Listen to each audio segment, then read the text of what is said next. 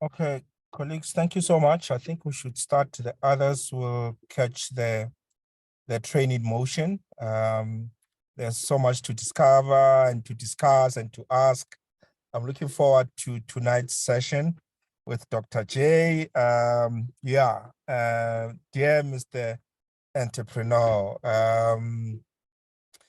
So this is how it's gonna work. I'm going to start with a few questions just to get the discussion going with Dr. J, and then please feel free to ask questions. Those who have been with us, the book club members, they know you need to switch on your camera if you want to engage in the discussion. I think it's only fair that we see who's behind the thing, the profile picture. So we will be starting. The idea is to finish at 8 o'clock exactly. It's a safe space. There's some analogies in the book. I just kept on smiling as I was reading the book. So I'm gonna get to those. But this is about entrepreneurship, colleagues. I mean, the Book Club is, we basically read business books, preferably books written by local authors. If we can find them, they can join us. That will be even better. You are more than welcome to recommend the book as long as it's accessible and we can be able to read it. So we are recording the sessions. And if you feel that you rather don't want to see other people seeing your face, please type in your question and then we'll read it for Dr. J. So I'm very excited about the session. And yeah, thanks, Dr. J, for the work, for spreading the gospel of entrepreneurship. And as I was discussing the book with the guys, and some of them were very excited and they want to pick your brain on certain issues. And I'm also looking forward to picking your brain on certain issues. The idea is to share thoughts and experiences and stories. That's mainly the idea. Let's be real about this entrepreneurship thing, because for some reason, and I love what you have done in the book, it's been painted as if it's this rosy thing, you know, you just get in there and, you know, and it's from A to Z and voila, you know, but we know that that's not the real story. You know, there's more to this story than just what we have been told. And I'm very happy that you have done justice to that, to say it's actually not as the glitz and the glamour that we have sort of been sold to believe. So welcome, NG, Mr. Dipoko, Malisa Lamasejo. Thank you. I don't know who MC is, but I hope they'll enjoy. Ntombi Shama from Botswana, all the way from Botswana. Chairperson Vina, thank you so much for gracing us with your presence. We are highly honored. Angie also from GAPS in Botswana. So thanks, guys, for coming through. So what I'll do is, please, who has read the book by show of hands? Just show, you know, who has read the book? Hey, Mali, you have read the book. Angie, you have read the book. Okay. Shama, have you read the book? Okay, Shama is. Hello, I'm reading the book. At least I've started. It's better than nothing. Hey, wait again. Yeah, I guess it's better than nothing, like you say. Okay, so the other colleagues will join in. There's a couple of those will join in. I want to respect time and I want to get into it. And let's move. So thank you so much for coming through.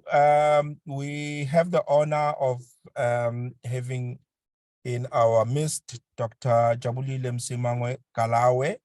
I hope I'm pronouncing it correct. She's the founder and MD of DrJ Business Support and also the program director of Business and Executive Coaching at Wits Business School. She's a PhD holder. She's an entrepreneur. She's a statistician.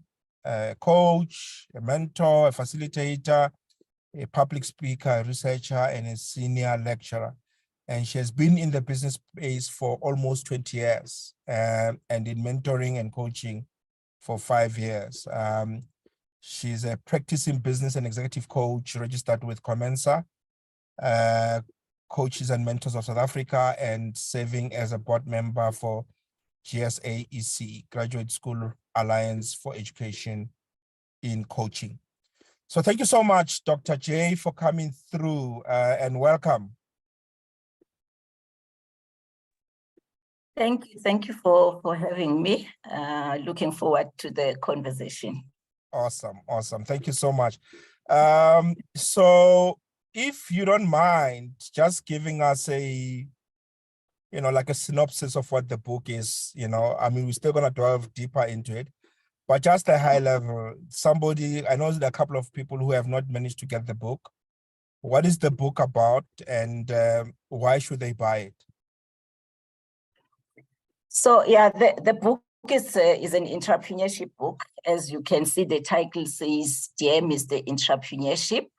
But the way it is narrated as a love story. So I took the risk of bringing romance into entrepreneurship. So, and the idea behind doing that was to try to make it easy to consume, because most of the time you find some of these business books, every second sentence you must be Googling what they are trying to say. So I didn't want people to put the book down to go and Google. So that's why I made it more like a love story, something that you can get into the characters and try to follow the story and be something exciting, that when you read it, you don't want to put it down, or you don't feel the story is so complex that is like, oh, I'll put it away, I'll read it in December holiday or something. So that was the idea. But it is entrepreneurship, but you can take the lessons in whatever way you want. You can take the lessons as love, relationship in terms of love. Those lessons apply as much as you can take the lessons for business in entrepreneurship. They will apply, because what I found was that being in a relationship, I'm a woman, so I relate to it with being in a relationship with a man is similar with being in a relationship with entrepreneurship. That's why I call it Mr. Entrepreneurship. But I striked it off because I didn't want people to think it's a book only for men, as much as also is a symbol that says you can relate to the book in whatever way you relate to it. I relate to the story as Mr. You might relate to the story as Prof Entrepreneurship or as Mrs. Entrepreneurship. So you contextualize it and read the story in the context that makes sense to you. So that was the whole idea behind it. Why love? Everybody love stories. Okay. It is easy to follow them. It doesn't matter how old you are, you can easily relate to love stories. And that's the experience I had with entrepreneurship. It felt like I was in a romantic relationship with this entrepreneurship. That's why the love story, because my journey felt like that. Okay.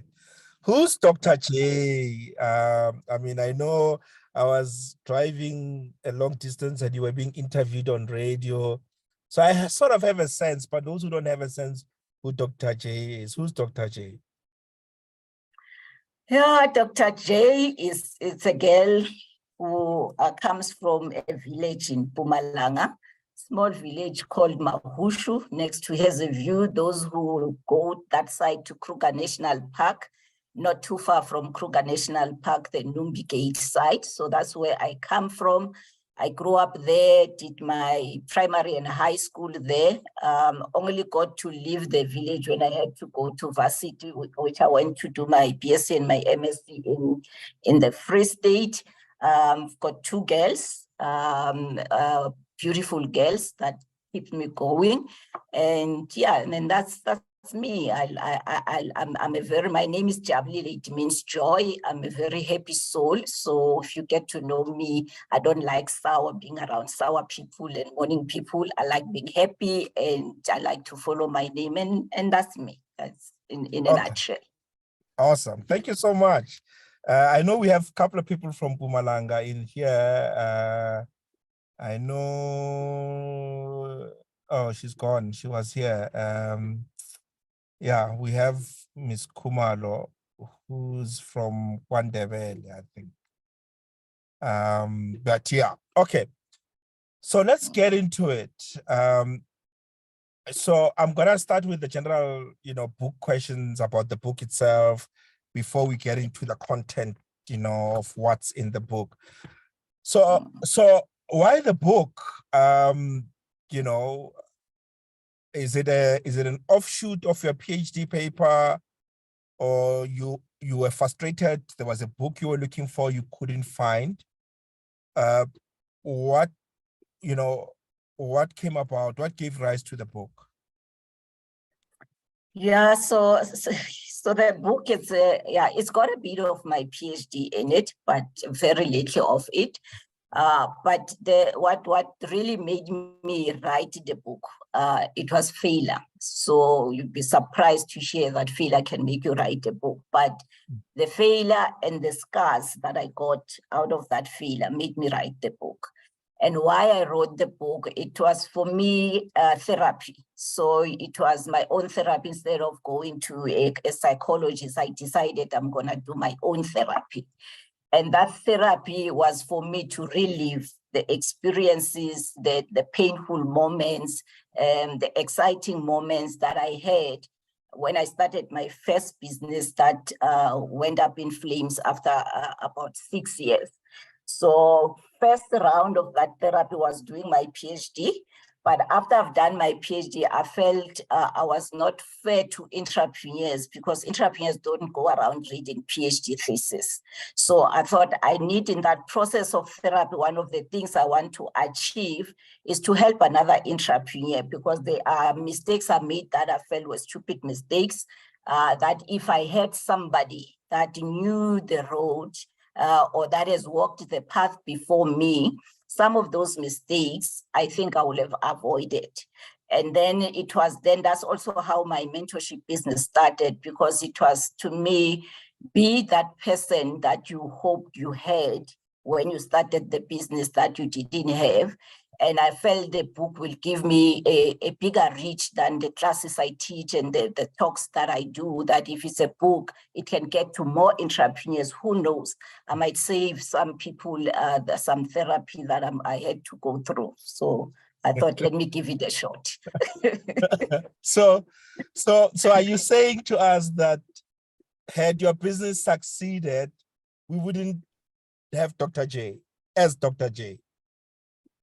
Nope, you wouldn't have me, because the me that you see now is the me that came out of failure. Yeah. Because after that process of failure, you go to some process of discovering yourself. Yeah. Because you ask yourself a lot of questions about your intelligence, about your competence, and you lose confidence. And there's a lot of things you lose in that process. So I had to go into this journey of trying to discover and understand myself. Who am I? What's my purpose in life? And what is it that I really want to do in life? And that's how this Dr. J came in. I don't think I would have done my PhD if I didn't fail. Maybe I would have done it in something different, because I wanted to be a medical doctor. Maybe I was going to go and pursue that. But after the failure, because I looked at this 90%, 80% of entrepreneurs that fail, and my question was always like, I'm part of that 90% because I failed. And what is the reason? Now we're all that stupid that we can't figure this thing out. And then that PhD was me going to go and find the truth, to say why all of us, the 90%, are failing in getting this thing right. And I was sure that when I'm done with my PhD, I'll have the answers. Trust me, I still don't have the answers, because there isn't an absolute answer. in terms of what will make you as an entrepreneur succeed, because I can do exactly what you do, Doc, and you succeed and I fail and vice versa.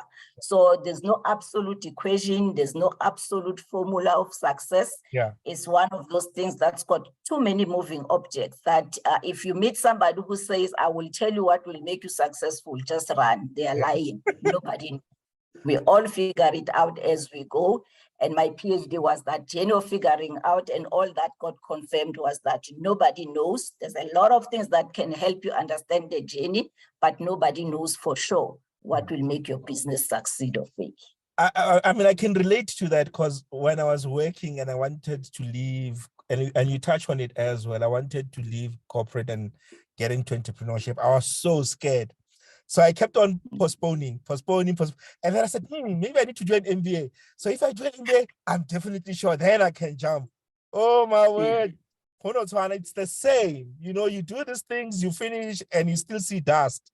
So I can relate to what you mean when you say, you know, the answers, you come up with your own story. You come up with your own tool bag or toolbox as you go along. So I can relate to that. But thanks to the failure that you are here, because I think this is quite an important book. Thank you so much for writing it. It's quite an amazing book. I mean, as I was going through it, I could also relate some of the advices that you are putting out there. So I mean, this question comes back over and over and over and over again. And there are those who maybe they're thinking, maybe this entrepreneurship thing is not for me. And I've heard people say that they are entrepreneurs, I'm not an entrepreneur. And I think you have done some good work on trying to answer this, but I want to explore it further with you. Are entrepreneurs born or are they made?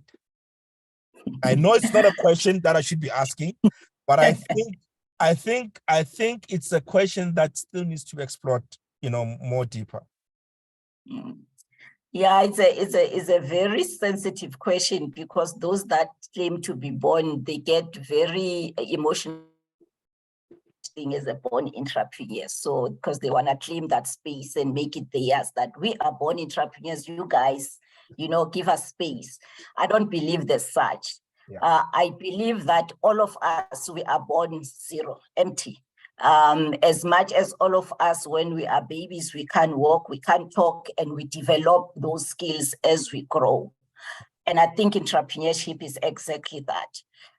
We develop all these qualities and all these things that are needed for us to be able to handle entrepreneurship based on exposure, based on people around us, what we see, based on people who mentor us and all that, and that makes us.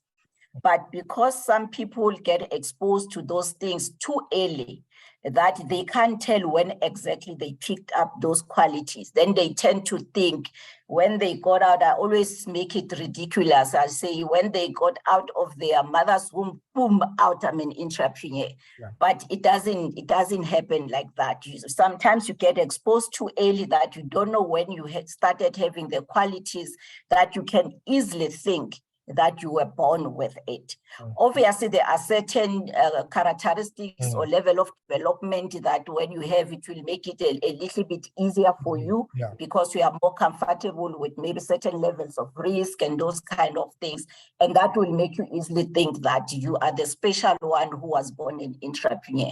But I believe anyone can be an entrepreneur, but you need to be intentional about it, and you need to know what you need to be that entrepreneur. And when you know that, then you expose yourself to things that will help you towards that. You go to training, to talks, you get a mentor, you start practicing it, and then you become one. Yeah. And one of the things that I like quoting that says, when you study, for an example, to be a medical doctor, when we are done, we are a medical doctor. When you study to be a physiotherapist, when we are done, we are a physiotherapist. But when you study to be an entrepreneur, when we are done, you are not an entrepreneur until you start doing it. And only then you become the entrepreneur. So it's not a born thing. It is an exposure, a doing thing, an intentional thing, a developmental thing. And I know those guys who claim to be born will kill me, but we can argue about that. But I mean, from where I look at it, it's always, there are things when you're born with certain, it's like talent, certain things come easier for you, but that doesn't mean for certain things come easy for you, then you'll be successful as an entrepreneur. You still need to be made. You still need a mentor, a coach. You still need to understand financials. So yes, there are those who, they are risk averse, but because you're risk averse doesn't mean that you're not born as an entrepreneur. So I always believe, and I like what Professor Yunus Mohammed says when he says all of us are entrepreneurs. If you look at Homo sapiens, we didn't have a job that we went to. We all were self-sufficient, and self-sufficiency, he defines it as being entrepreneurial. We had to go out there, find ways of fending for ourselves, finding food, finding animals, and that for him, says that we are entrepreneurial. So I believe everybody is entrepreneurial, but obviously there are those who are, they want to explore more, and there are those who are saying, maybe not. Yeah. Last question for me, Dokotela, before I hand over to my guys, and this is my favorite. I have other questions, but I don't want to take Malisela's questions. So, because I know he was like, so I know to them down. So for me, my favorite question is, please share for us a story of what really happened for you to say, this is it. Where's my CV? I'm going to look for a job. This is not working for me anymore. What happened?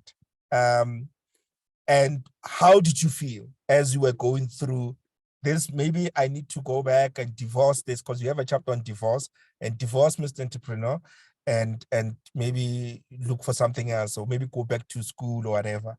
What really happened? Because I find that most of the time we don't discuss when entrepreneurship goes wrong. We always discuss, then I went here, yes, it was hard, but I knocked it. And then eventually they said yes, and I'm a multi-billionaire. And we know that's not really the truth. Before you get there, you had so many challenges and so many failures. What is that one failure that shook you to say, you know what, I'm cutting my losses, this is not working. Maybe let me try another avenue. Yeah, it was, So I had this business that I started in 2004. And initially I ran it part-time. I used to work for Eskom as a statistician then. So I ran it part-time, and as it grows, and I will employ people, and then they will run it for me. But they were not doing it the way I wanted it. They started stealing and all that. And then I decided to go full-time. Anyway, I was also bored at Eskom because there was no growth and nothing much then. That was before load shedding, so I'm not responsible for load shedding. So what happened then during that time, like when you leave employment, we are used to a certain standard of living. I was a professional already, so earning a certain salary, having a certain lifestyle. But when I went now full-time in entrepreneurship, I did not adjust my lifestyle. So that I allow the business space to grow and be able to sustain me. So I tried to keep the same lifestyle with a small business, and those things were not adding up. And there were a lot of mistakes in the process during that time. But what made me close it and decide that I'm going to go back, look for a job, was when now I was owing the whole world. I couldn't pay anybody. I couldn't get any funding anymore because I couldn't even pay the loans that I had at the time. So everything got to a standstill. And what added to that frustration was that at that time also I had a company that was a partner that was looking to support me as an ED beneficiary. And then we went into, they joined in, they bought shares from the company. I stayed with 51%, and then they took 49% so that they can get their points and stuff. But as the process go, because when they came in already, I was already struggling financially. So when they came in, they put in money, and I was in a hurry to get the money so I can get this business moving. But what I forgot to do during that time was to make sure that everything was signed and agreed upon. So what happened was most of the things that were signed down were things that were benefiting them, but they were not anything that was signed in terms of the debt or the liabilities that the company had already when they came in. So those things stayed in my name. I had surety and all sorts of things that I signed for. So I still owe those things. So things went wrong when they wanted to bring more people, wanted more shares, and then things went wrong and that relationship didn't work out. The mistake also, I wanted the 51% at all costs. They wanted more shares at all costs, so nobody was willing to compromise. And then I ended up left with 100% of my business that had a value of 0, and they walked away. But in that process, there were court cases and all sorts of things, and I couldn't run with the same company name and stuff, and that complicated things.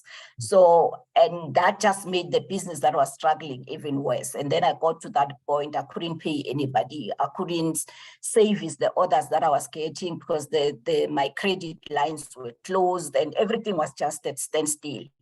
And now every call I got was about me owing somebody. I learned how it feels like to have a debit order bouncing. I knew how it feels like to get summons. I knew how it feels like to have people calling you and telling you you're going to get a judgment because you are not paying them. And at that time, you've got no means of paying them.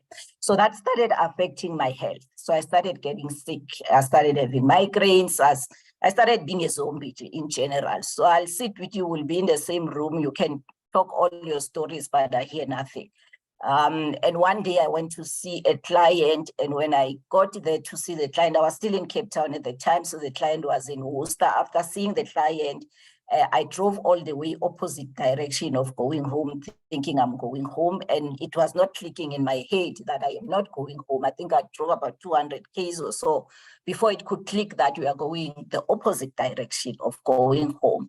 And that's the day I started saying, I am losing it, this thing is not working, and I don't even have money, but this thing is hard, and I don't even see the benefit. And that day, that's when I started sitting down and I was like, I'm going to close this thing.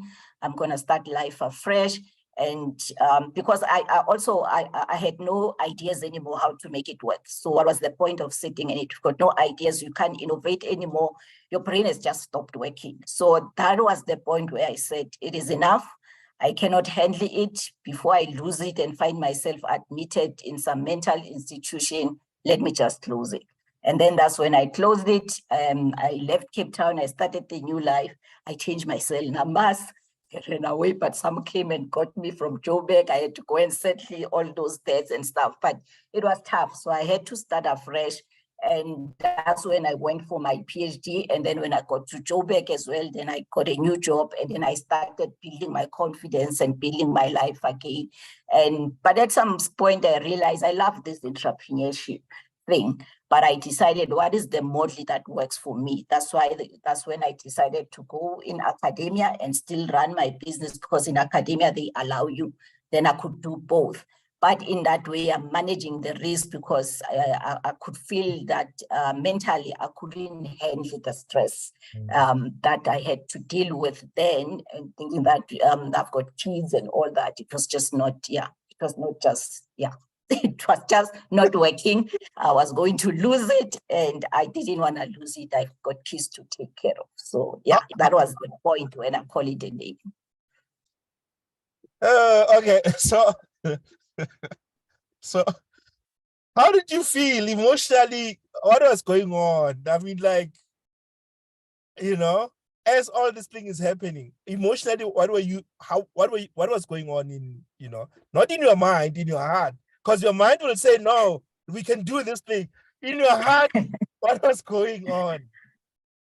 No, it's I got to that point where I didn't even know how I was feeling about it, but I was hurt. As I said, that that's why this was part of my therapy, the PhD, and writing the book, so that I can get to to take out all these things that I had to do it, relive it and deal with it at once.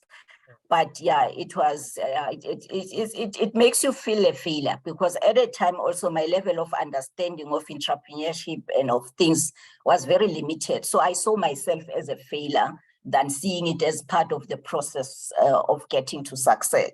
So I lost a lot of my confidence at the time. That's why even after that, I struggled to get a job, because I had no confidence. I didn't think I was worth anything, because how can I fail to run a small business? So those were the things that were going on in my mind and made me feel that I'm worth nothing. Yeah, it cut very, very deep. I'm still dealing with those bandages and keep changing them. But yeah, but it's a process. You don't recover overnight on such a thing, because it was like 6 years of my life trying to do that. And then after that, you have to call it a day. After I spend all my pension money, all my credit cards, everything that I had, I put it in that business. And after that, you have to make peace that this was not it. It didn't work. I take the lessons. I'll go and try another one. Even 200Ks. Oh my word. Yeah. And you are thinking you're going home, and you're going to Gauteng. Yeah. I thought I was going home, and I see the boards, I read them, but they don't register. That the boards are not saying you are going to Cape Town. They are saying you go in the opposite direction. Wow. And that's when I knew that I'll end up causing an accident or something, not even realizing, because it's like I'm there, but I'm not there. Yes. Kind of a thing. Yes. Yeah. Wow. Thank you so much. Let me give other kids a chance. Malisela, I know you have been bugging me. You couldn't wait. So she's here. Hello, Dr. J. Hi, Marcela. So your book now was so real. Like, it was one of the realest things I've actually read, because I always say that, or I like saying that, entrepreneurship these days is painted as what the West thinks entrepreneurship is. You get an idea, tomorrow someone funds it, and $1 billion just like that. And it's so crazy. And I always talk to Dr. Rush as well to say, but Dr. Rush, I hear all of these books, but from a South African context, what does it mean? Because what we see out there in America and what we see here in South Africa, it's not the same, or maybe it is. It's just that we've never really seen. But I really, really, really liked your book. I remember at one stage, I think it was like 11:30 in the evening, and I sent Dr. Russia a message asking her a question. I'm like, no, man, it's impossible that, why isn't, I think I was reading the chapter on the funding and everything, and I was like, no, man, it's impossible that we can struggle like this and there's money out there that people can be supported, But a lot of what you said was so real and true. It sounded like you were renting in this book to say, Mara, when entrepreneurship, I don't know why I even trusted you, but, and all of us go through that when we start, I've been also, like, for instance, building something on the side, and it's been taking forever. But for me, it's that hope. No, it'll get there. And it just keeps on. It feels like something is just like pulling you back. But I had a question. I think from the start of the book already, there was a few questions I had, and one of them was, and this was more around what you had written on your academic paper, but when do you become an entrepreneur, right? Can you maybe elaborate on that? Because there's many things that you mentioned in there, and I was like, oh, okay, that's interesting, and some of them I was just not sure as well. But for you, never mind research, but for you, what is an entrepreneur? Is it someone that is already doing it? Is it an idea that you're trying to get out there? Is it when you get your first sale? What is it for you? I became an entrepreneur, but I didn't know that I was an entrepreneur when I became an entrepreneur. because I grew up in a family where my parents were always selling. I didn't know they were entrepreneurs. All I knew is that they were selling. So when we grew up, my mother used to knit a school uniform. She used to sell that. And later on, when we grew up, then we will sell vegetables. When we come back from school, everybody had their pack to go and knock at doors and sell vegetables. I didn't know that was entrepreneurship. We were selling because our parents said go and sell. My father had always had two jobs. He was a school teacher, a principal, and he was always a taxi boss. And that's what I saw at home. That's what I was exposed to. So selling became a normal thing that people do. And when I got to even high school, I was always selling. Got to university, I was always selling. So wherever I was always selling until this concept, government started talking about it a lot, entrepreneurship. Then I was like, oh, this is entrepreneurship. And then I started to understand it. And then I realized, Musi, I've been an entrepreneur all this time. Obviously, initially because of parents, not because of my own doing, but I've been doing this thing. Because what is entrepreneurship? If you look at the first part of the book, I went a bit deep and defining it because there's always arguments as to who's an entrepreneur and who's not an entrepreneur. But I believe anyone who can come up with an idea and take that idea and package it in the way that they can profit out of it, that person is an entrepreneur.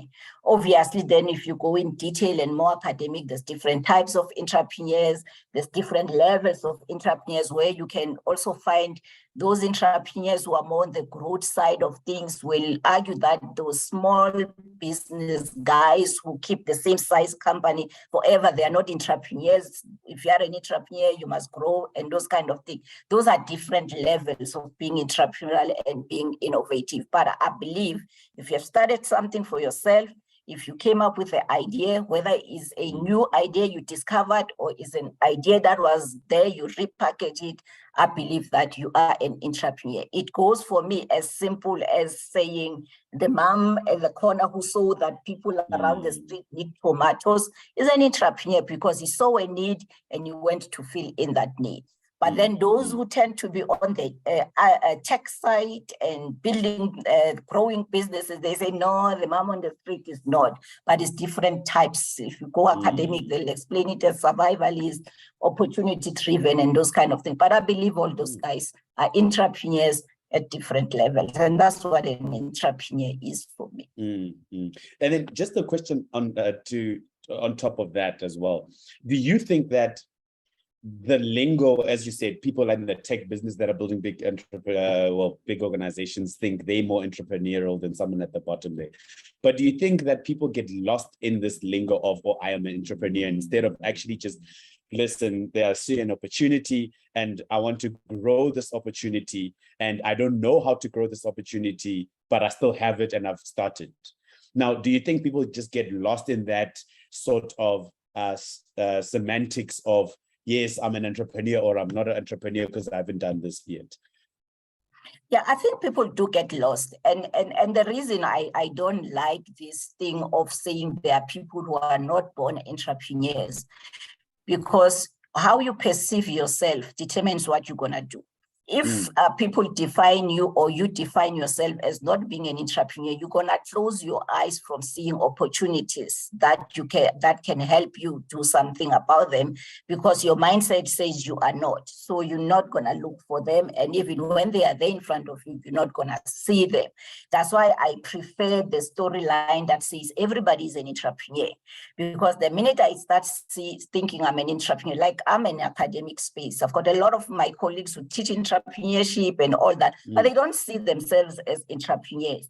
And they sit with the skills they have, and all they do, they teach students in class. I take that stuff and go run a business on the other side, because I believe I'm an entrepreneur. So what I believe about myself dictates what I do and what I see. And the minute you see yourself as an entrepreneur, you're gonna see the opportunities, you're gonna see the problems that you need to solve. When there's a problem, you're not waiting for somebody to solve it. Like there was a problem, entrepreneurs are failing. I got into that and was like, I'm gonna start a mentoring company and I'm gonna mentor other people and make them pay me for doing that. Why? Because I see myself as an entrepreneur. I can take a problem, package a solution, make people pay for that. So how you see yourself is important. If you see yourself as a small business, you're going to stay small business. If you see yourself not an entrepreneur, you're not going to see opportunity. So how you see yourself matters. And this lingo makes other people want to own this entrepreneurship space and exclude other people because they feel they are special. They got a touch from God for them to be entrepreneurs. Therefore, everybody else must stay away and they're entrepreneurs. We can all be, and the cake is big. We can all be, and we can all make it as an entrepreneur, as entrepreneurs, obviously at different levels.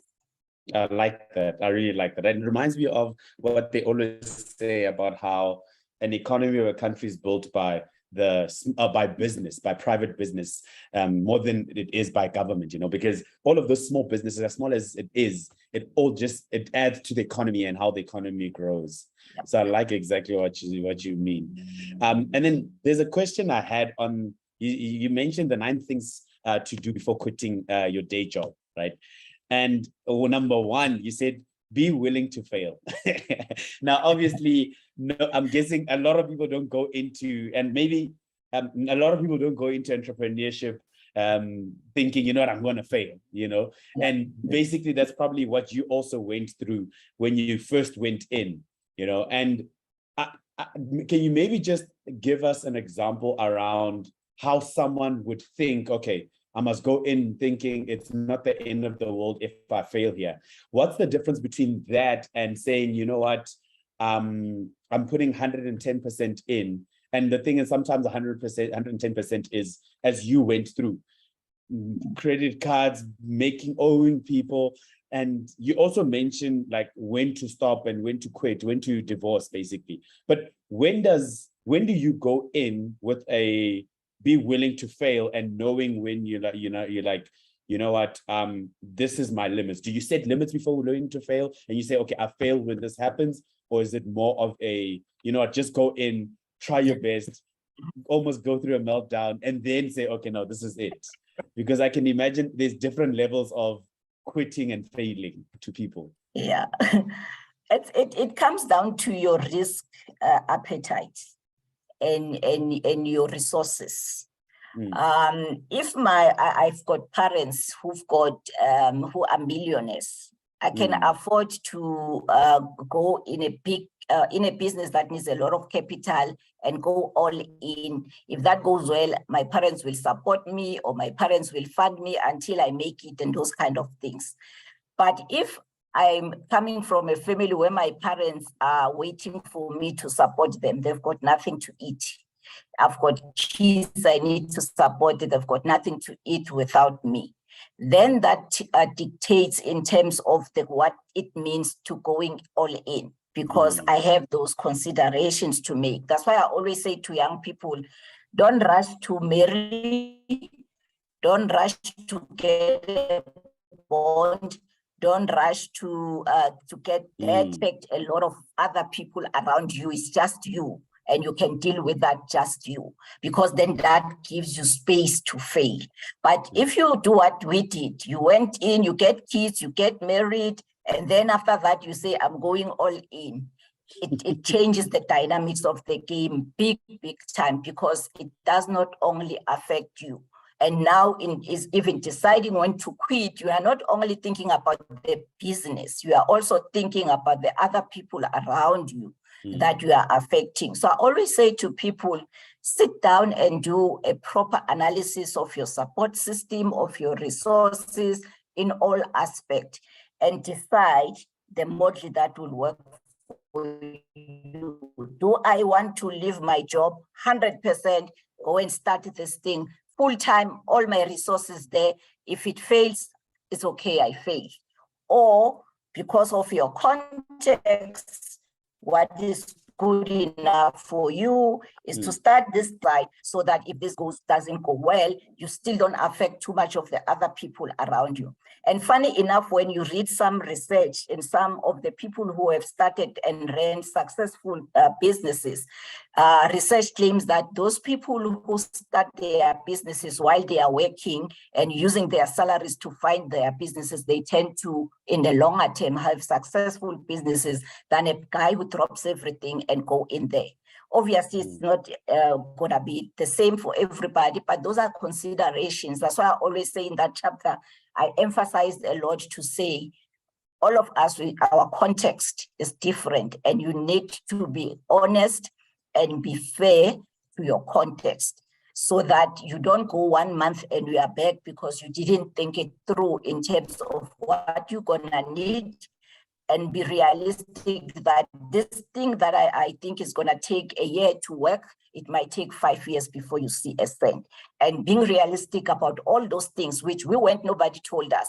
I thought I'm going to be rich in the, after I started it in a year or so, and I got poorer after I started. Because you will get poorer before you get rich. When it comes to entrepreneurship, especially when you don't have, you have to use your own resources, which is normally the black context. So those are things that makes you decide, do I go all in or do I side hustle until a certain point, or do I get other people to run for me until a certain point? So all those things you need to think about it. And also the one of the most difficult thing to do is to decide when to quit, because you get married to this thing. It becomes, it's like a woman who's abused by his husband. You can tell him, leave, this person is gonna kill you. It's like, but I love him. Oh, you went to hospital last time, you almost didn't come back, and she says, but I love him. And there's nothing you can do when he says that. But if this person does his own assessment and understanding of what these things means and how long it can take and all that, then it helps you in terms of deciding, now it is enough, it's time to quit. But the thing that I always say to entrepreneurs, because they always want you to tell them, this is a definite sure thing that when you quit now, you are not making a mistake, you're quitting something that maybe will have worked. When you quit with that knowing that maybe I was not supposed to quit. And that is the thing you have to live with when you decide to quit. Till today, I still say maybe. But it was time for me to quit because my health was compromised and other things. So it's not a straightforward thing. As I say, there's no absolute answers when it comes to entrepreneurship. When to quit, when to go all out, and when to side hustle, and all that is things that you have to deal with within yourself and struggle with until you win. I always say, you will only know that it worked when it works. You can never know upfront. So you can never wait and say, I'll only get in if I know it will work. Then you will never then be an entrepreneur because you will never. Just one more thing, not necessarily a question, just a statement, and then Dr. Rasha, and then you can take over. I remember we read this book, Shoe Dog, of Phil Knight, about Nike and how Nike was started. And one of the things that actually jumps out when you mentioning when to quit and or when to go into full-time as well, or how to side hustle, it reminds me of that book because he also, there's no shame basically in having a side hustle, because he actually only went into Nike full-time after a long time of hiring one person and that person driving the label to where it could grow across America. And he was still a lecturer, met his wife. And I really do think that there is no shame in having a side hustle. And what people say is you're an entrepreneur or not in that sense, and when to stop and when to start as well, because of the fact that as long as you're solving someone's problem, if it's big enough, eventually, as you say, you only know that it will work when it works. Then you know, okay, this is really working and it needs me 100% of the time. Let me go in. So I like that. I really like that. Thanks for that. Thank you, Malisela. I had to get you out of the way because otherwise I was not going to hear the end of this thing. So thank you so much. Thank you so much. Angie, you are next. Thanks, Angie, for coming through. Kagiso, I know you are with Mr. Dipoko there. Thank you for coming through. Maseko, Dombia, I've acknowledged. Oh, yes. Mesbo Toma, thank you. Hey, Babu Kunene, thank you for coming through. Angie, you're next. Yes. Okay. Hello, Dr. J from Botswana, all the way from Hi, Botswana. Angie. Got your book. Your book, based in Botswana. Okay. So I just want to say it's very raw. Thank you for that. It's very raw. It's very personal and it's very emotional. I grew up like you, hustling. My parents hustlers, and only later I learned that there was a term, like you said. Oh, that's the term. But yeah, it was like a norm, right? But it's so emotional. What you were saying about also how you reach your point, and sometimes you get to quit, and you invested so much. It's very hard. It's very tough. It's very emotional. It takes a toll on you. You feel like a personal failure. So yeah, I've been there quite recently. Last year, probably, November, I dropped one of my hustles, my main hustles, because I felt like also it was time for that. And it's tough. It's really tough. And I never in a million years I would have compared entrepreneurship with marriage, to be honest. Like never. I would have never imagined. So as I was reading it, I was like, oh wow. And a lot of things made sense. You know, I've been married for 12 years. And but one of the things that you're doing in this rawness, that you are raw, is demystifying the concept of entrepreneurship, as we say, because in social media is idolized, is idealized. You know, everybody apparently becomes millionaire in 2 weeks, and let me tell you how. And this is the life of an entrepreneur, and flashy, and everybody wants to be an entrepreneur. And I see it. I come from Mexico, but here in Africa, particularly, I have seen everybody wants to be an entrepreneur, which is good, but there's so much behind it, right? That unfortunately we learned the hard way. So one of the first things that I loved, and I actually started preaching to my own daughter, when you say this, this acrostic is like fail, what fail means, the real meaning of fail, right? Which is first attempt in learning.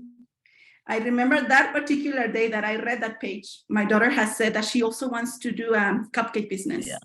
And then she tried to make her cupcake and the recipe didn't come right. And she comes and tells me, okay, so I shouldn't open my business then because the recipe didn't come right. And I said, it's the first attempt that you do. So I told her about the same word that you use. It's your first attempt in learning, right? I also loved page 23, and that really touched my heart. When you are saying, you are writing your letter and you say, you promised me flexibility, that I would be my own boss, because I think that is the best thing ever. Lots of money, fame, independence, control, blah, blah, blah, right? I fell in love. We all fall in love for that. We all fall for that. But we see a man with no flaws and pretend that we don't see the flaws. And then our heart gets broken. We have a lot of expectations. So from that first chapter, it was really, for us to really think twice and really what are the expectations? Sometimes the expectations are way too high and the reality hits differently, right? And then I'm gonna go to the next chapter where you say more about getting to know the person that you're marrying. Yeah, but I found it interesting that you say, okay, am I gonna get into the opportunity or not? Am I gonna? And no, you don't necessarily have to know the person, but you have to know the basics, right? Because you don't marry the person on the first date. I guess nobody does that. I think that's yeah. So, but it's true. At least when you are courting or you are dating, you get to see the not the deep part of it, but you really try to understand who the person is, and then you have to have some faith. Well, I think it happened to me. I came to Mexico and I didn't know anything. It was my first time in Africa, married to an African. So it was a big step, leap of faith, because I already knew something about my husband, right? And I had to take that leap of faith. But my question comes here. because now I'm comparing it. You're comparing it to marriage. I'm comparing it to marriage as well. When I married my husband, I already had an idea of what I was looking in a husband. Yeah, you have like some sort of guidelines of Mr. Right. First of all, I wanted him to be a godly man, fear God.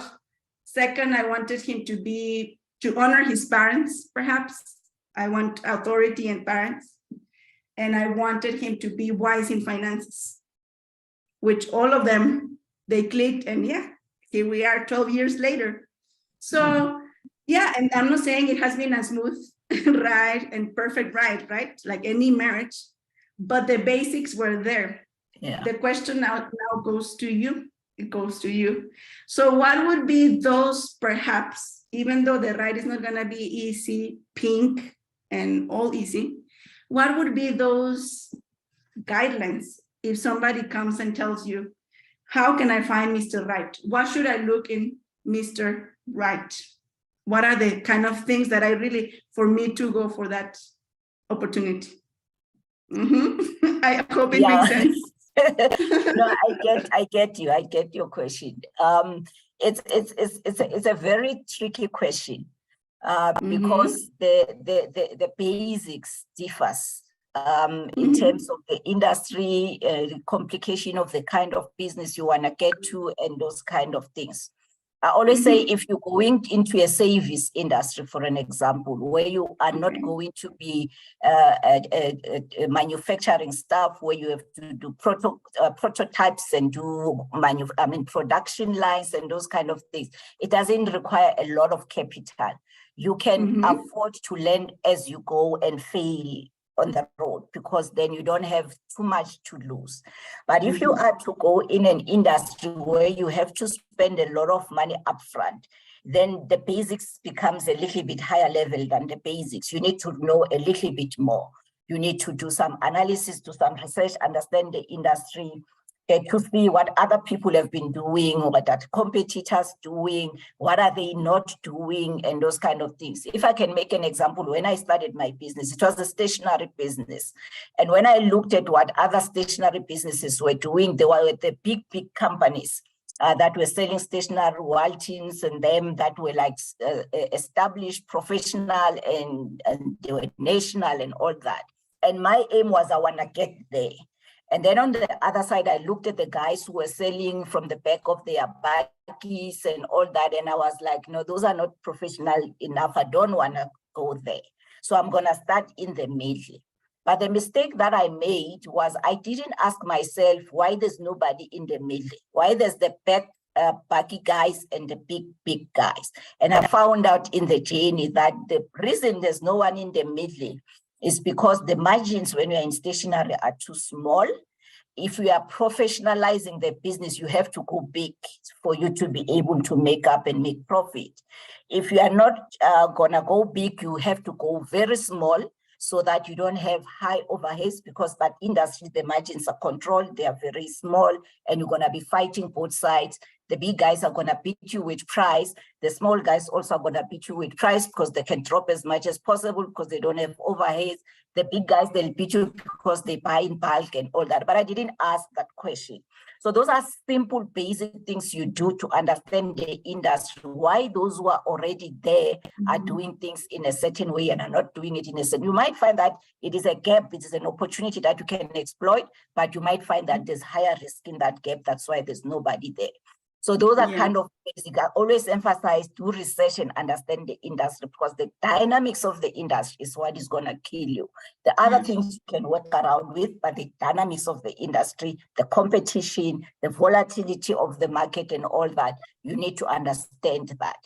And more than understanding that, check the industry, check your technical skills and all that, and get to understand whether you'll be able to do things yourself, you need to get other people. So there's a lot of things that are called basics, but the basics change depending on what industry you are getting up to. But I went blank. I didn't study the industry. I just went and learned. Stationery, you don't need a lot of money. What can be difficult in selling stationery? When I got in there, I find out that just selling a pen is so complicated because there's a million of types of pens. Everybody comes with that little description that changes the whole bit. And that pen, you're gonna make 20 cents a profit after we have done all this understanding of the product and all that.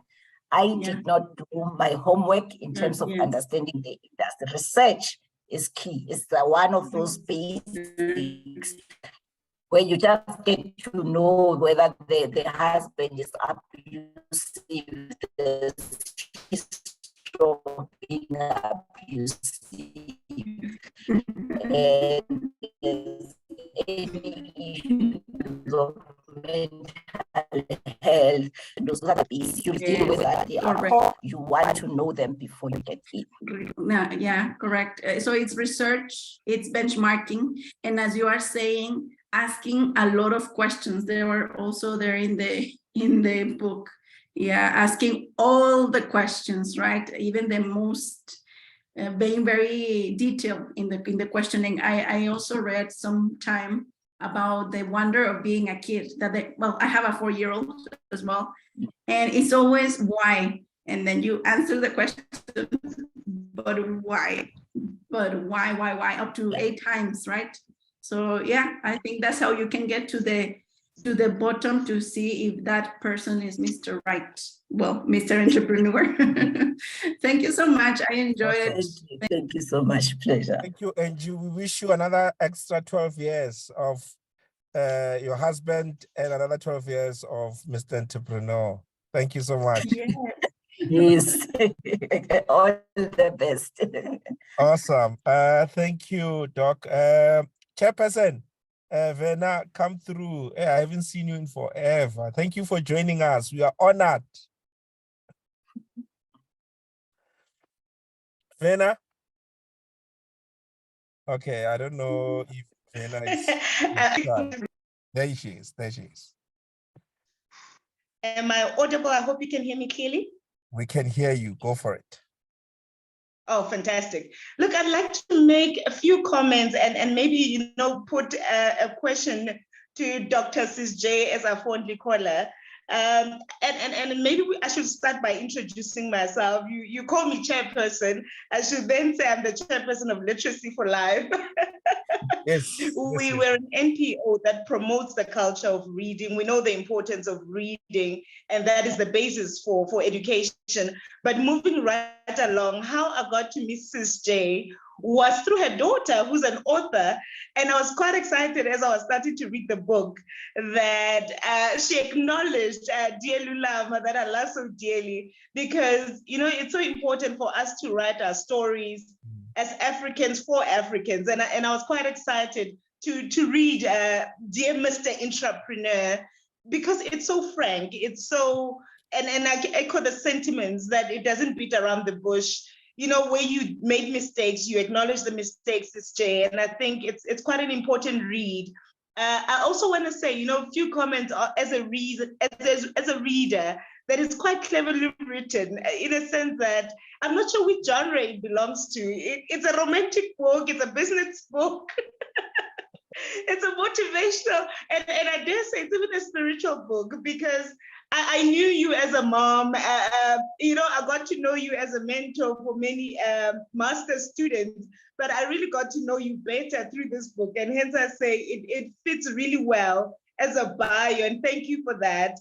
And lastly, as a form of my question, is on the journey that you took writing,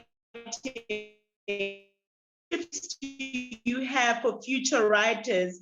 And if you look a bit on the journey of you writing this book, what was the inspiration? How did you even develop the idea? Because I think, with the community, the colleagues that are here, I think some of us will like to jot down some ideas. I think it's a first of a kind. A business book turns into a romantic book, but that also has so many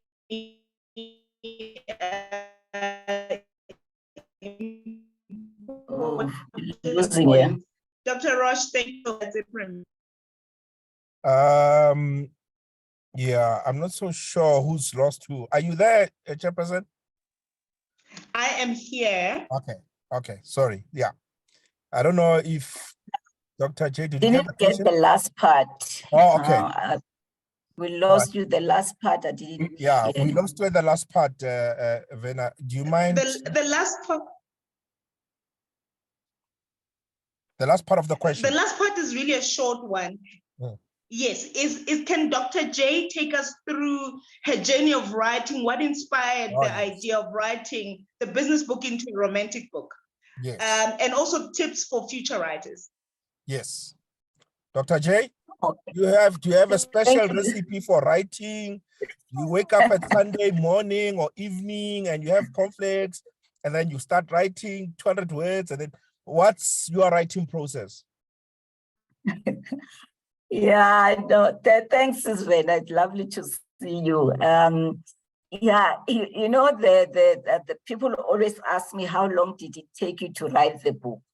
And I always say, I don't know. And it sounds strange that how can you not know how long it took you to write the books? Because I started writing the book in 2018, but because I didn't have a structured way of doing it, I will write and forget about it. And then one day I will go back to it and I don't even remember what I was writing and keep on doing that. Until in 2021, then I decided to put a structure on it. And then I will break it down into the chapters and have dates as to when I need to finish which chapter. And that helped me to move. The worst thing that I did, which was good for me, was I also started publicizing the launch date for the book before the book was done. And because of that, it was my first time writing it. I didn't have the experience and understanding of how long it's going to take after I've put a full stop to say I'm done. And I realized that the writing of the book actually starts when you say I'm done writing, because now you must interact with the editor and the story. This one doesn't make sense. So it took longer than I expected. But I was committed that the date that I put for the launch, I am not changing it. I am not going to go on my social media and tell people and say, guys, I'm canceling the launch date because the book is not written or it's not done yet. So I was not going to do that. So that forced me to be disciplined and keep on my schedule. So if you want to write a book, put a date on it, publicize it. It's going to stress you, it's going to drive you crazy, but it's going to force you to write it. Because I meet a lot of people saying, I want to write a book. I want to write a book. And 3 years later, they're still, I want to write a book. It's not going to happen until you commit it. You've got something to lose and you put it out there and make sure that people start asking you, when is it coming? When is it coming? Then it will force you to move. Writing a business book as a romantic book, I was sitting and thinking, how can I make this book different? And how can I make it easy to read? And when I started thinking about my journey as how it felt, as the way the journey felt, it felt like I was in a relationship with a man. Then I was like, what if because at some point when I will think about all the challenges that I went through, I will like, I wish entrepreneurship was a person and I can talk to him and then tell him about all these things he promised me and never delivered and all this. Sometimes I'm excited, all these things I've learned out of it and all that. But then it came out that he was not a person. He was not there for me to talk to him, but I wanted to talk to him. So I was like, why don't I make him a person? So I decided to make him a person, and then I started talking to him, and then before you know it, then the book was there, and then I made it letters because I was like, I'm talking to him, but at the same time, I feel like he's not there, he's not hearing me, you know? So then I was like, then there's this appointment that we're gonna meet one day, and then you're gonna read all these letters that I keep writing to you, and you're gonna respond to it because I've got so many questions to ask you. I've got so many things I want to vent. And then I made him a person. So that's why Dear Mr Entrepreneurship, because I felt my journey was like a romantic relationship, and I felt there's this person who's entrepreneurship that I want to talk to, and he's not there, so I can make him. So I got back to my childhood of imagining things, and I imagined him, and I made him, I put him there. If you can see in the cover page, there's a chair, he's sitting there. He's very complicated, you can't tell exactly how he is, but I'm talking to him. So I made him a person, I made him sit down and listen to me, and I'm writing letters to him because he's not talking to me. But then hopefully then this was kind of like a date where he sat down, he has read my letters, and then he's responding to me. So that's how it got to becoming a romantic and letters and making entrepreneurship a person. Most people still correct it. They think there's a grammar mistake in Mr. Entrepreneurship. It was supposed to be Mr. Entrepreneur. It's not grammatical wrong. It was intentional because people will be like, oh, she's got a PhD, but she can't even write correct English. Why Mr. Entrepreneurship? And then they go look at it. But then when you read the story, you find out, no, there's no grammar mistake. It is Mr. Entrepreneurship. So I took the concept, personified it, made it this person, and then I talked to him. That's how it came about. Awesome. Thank you so much. Thank you so Wow, my much. question is answered. Thank you. Thank you, Chairman. I hope this is not the last time I see you here. The pressure is on. Yeah, just because Dr. J is here. Otherwise, I'm going to have to invite her every time so that I can see her. Dr. J, so guys, please feel free to ask questions. Don't be shy now.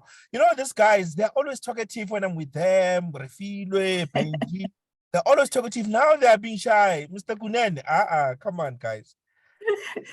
So there's this part, on the book, and you talk about when did my business start failing. I read this part and I had goosebumps. I had to stop and say, oh my word, I've seen this happen so many times. So when did my business start? I'll just quote this paragraph, start failing rather. Just a short story. My business started failing while I was busy getting awards and winning competitions.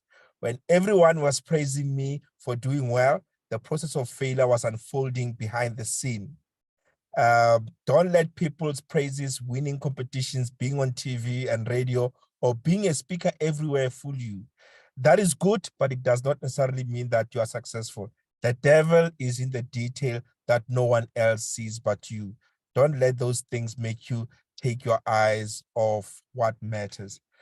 Wow. Okay. So I read this. I'm like, okay, you go through some of these things and someone is able to put this in words. It's such a schizophrenia thing, right? Because here you are, people are celebrating you, but on the other side, you know the real truth. This thing is not working. You are being fake. So I was talking to an entrepreneur yesterday. He's like, you know what? I've been postponing doing this entrepreneurship thing for a very long time because of fear. I'm so scared. And what would you advise someone who really wants to do this? They've been postponing writing a book, as Vina was saying, or starting a business, and they're so scared. How do you overcome failure? Fear. And I guess it's fear of failure anyway, but how do you overcome fear? Yeah. The honest truth is that anything you want to do that you are not familiar with, that has got uncertainties, you will never be at the point where you are not scared at all. That's why many people will tell you, do it scared. But I say, do it scared, but don't do it stupidly so. You can minimize how scared you are by doing a little bit of analysis and minimizing the things that you are uncertain about, or minimizing the unknowns. But because you will never be 100% of what's going to happen, you will always be scared.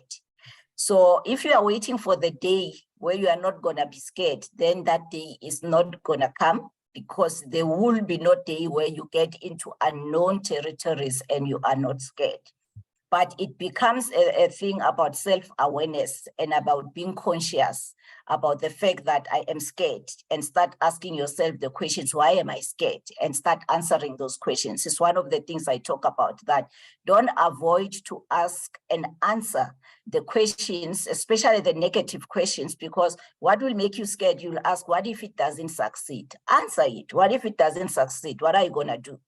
And those things helps you deal with the fear. At the same time, have a plan B. And some people and entrepreneurs normally are like that. When you say, okay, you've got this idea, is brilliant, it's gonna fly. What if it doesn't fly? And then they will go to quote motivational speakers and say, there's nothing that gives me pleasure like doing something when people think I can't do it. But it's not about that. It's about making sure for yourself that you answer the questions, because if you don't answer the questions that makes you scared, then when that happens, that's when it kills you, because you didn't answer the questions. When I got into business, I never asked myself the questions, what if it doesn't succeed? Because when that question came, I said, what? You crazy, I am going to succeed. But answer, what if you don't succeed? Because if you answer it, then you've got something that when it happens, it doesn't caught you by surprise. It's like people who don't want to answer, what if you divorce? What's going to happen? No, we will never divorce with my husband. And then divorce happens, they are fighting and everybody's dragging everybody to court, because why? You did not want to answer the question, what if we divorce? Because it is easier to answer it and deal with it before divorce than to answer it and deal with it when now there's emotions involved, divorce is happening.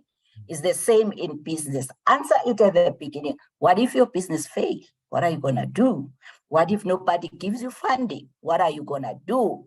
Because those answers are your plan B. Always have a plan B. It's not like we are planning for failure. It's not like we are planning for divorce, but those things are not 100% in your control. So you have to answer those questions. And when you answer them, it minimizes the failure. I mean, the fear. Yeah, thanks for that. And I think it comes to the whole thing that, who's this, Daniel Kahneman talks about in Thinking Fast and Slow, that there's always the emotional, fast, error-prone approach, but there's also systems too, which is analytical, slow, logical. And you find that as an entrepreneur, you're always bouncing between system 1 and system 2, where you have to be, you need to be driven and motivated, but at the same time, you need to also be a thinker and calculate certain things, and don't just say it will work out, but calculate, if it works out, how much does it make? Is this worth your while? Blah blah blah. Because I always find that entrepreneurs always find they always are in system 1. They're always in cloud 9. This thing will work. I'm gonna be this person. I see my name here and everything, but they forget to also be logical at the same time. And it's always that balance between the two. Yes, you need to dream big. You need to be unrealistic, but at the same time, you need to be realistic as well. So it's this, bouncing between these two systems. Yeah. And that combination is always tricky to get, because people tend to be, from their personalities, aligned more to one. So those people who are on the autopilot system tend to not to want to slow down and do the thinking. And the guys who are thinking never get to start anything because they don't want to move the other side and get to the autopilot one and start moving. So to be aware that there's two systems helps you to start thinking, am I too much on the one which will disadvantage me, and start getting the balance. No textbook will tell you what's the right balance. You figure it out as you go, and you're going to get it wrong many times. But one day, I always say, the very things that makes us fail are the very things that makes us succeed at the end, because you do these things so many times that you develop the skill and the intuition to know what is the best place, or what is the best space, or what is the sweet spot. So you do many times the wrong things, you will eventually get to the right one. Yeah. Okay. Thank you so much. Since my guys, I don't know, Dr. J, why they are so scared of you tonight. Maybe it's still January. I don't know. So I think we'll just leave it here since no one is raising their hand. Last question. What is a question that I should be asking you and I'm not asking you? And what's your answer to it? You should ask me as to what gave me the courage to go to unknown territory and combine romance and business in one book. Yes, that's a good question. Yes. Please.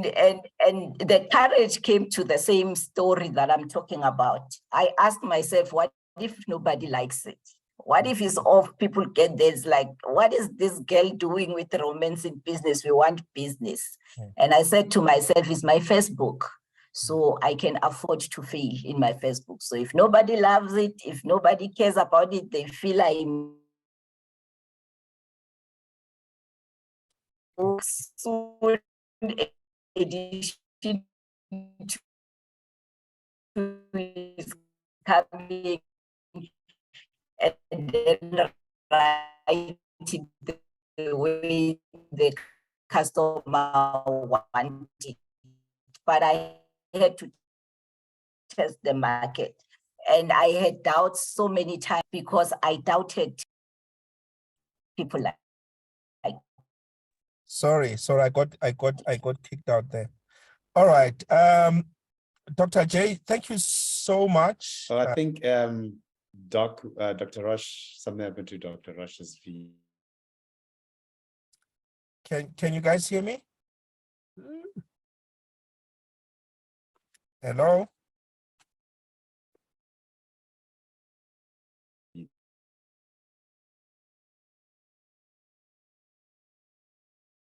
You're talking about romance from a you're back. So as I was saying that